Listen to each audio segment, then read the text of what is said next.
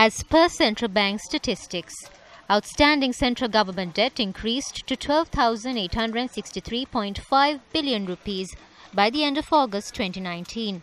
Accordingly, the total debt figure includes domestic debt of 6,523.6 billion rupees and total outstanding foreign debt of 6,339.9 billion rupees. In other words, approximately $35 billion. The central bank recently said foreign debt worth $4.8 billion must be repaid next year. How will the government repay this? As per central bank statistics, Sri Lanka currently maintains gross official reserves worth $7.5 billion, equivalent to 4.5 months of imports. If not, the government can fasten the process to increase foreign direct investments. However, economists point out the government will have to obtain more debt to repay the current debt.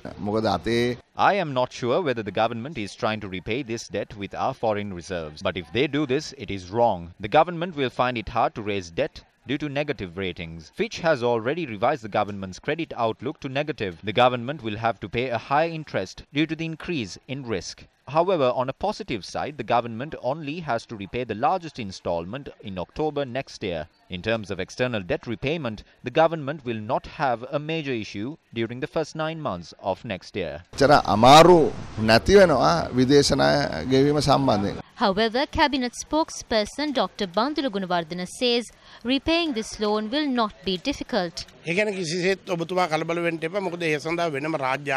Do not worry about this matter. There is a separate department within the central bank for debt management. This department has always made sure debt repayment is done in a proper and a timely manner.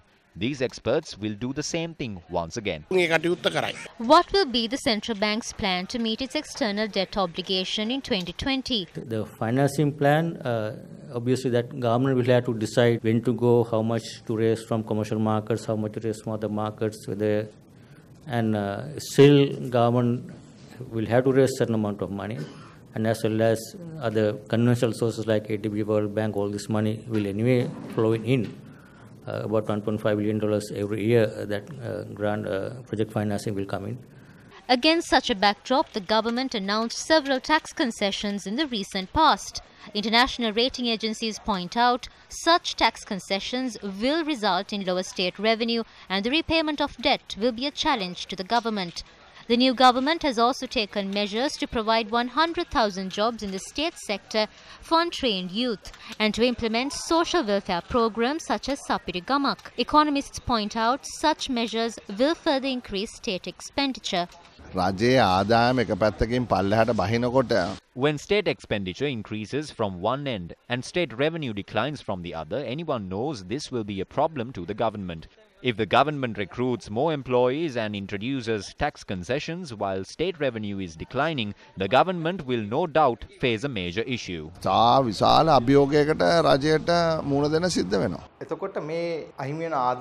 When there is a loss in revenue, the budget deficit increases. This deficit also gets added to the total debt stock. Now the government may raise funds through a samurai or panda bond. A sovereign bond can only be issued after June. Even though they repay the $4.8 billion, the government must introduce trade reforms and increase exports as a percentage of the GDP if they are to sustain the country's economy.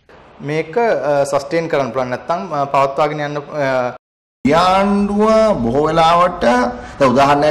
When this government was in power previously, many loans obtained were not registered in the accounts of the General Treasury.